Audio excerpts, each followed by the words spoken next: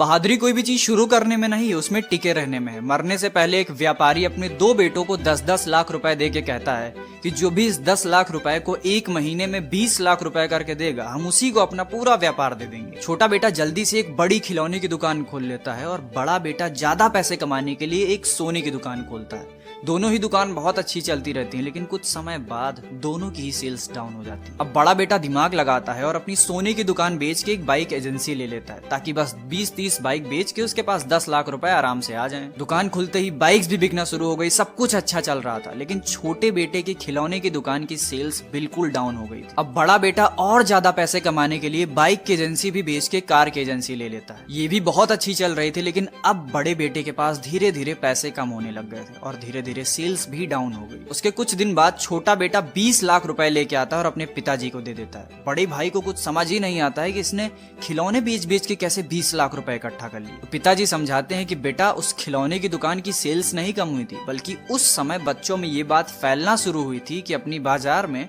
एक बड़ी खिलौने की दुकान खुली है, और कुछ दिन बाद उन्हीं बच्चों की भीड़ से सेल्स आना शुरू हुई।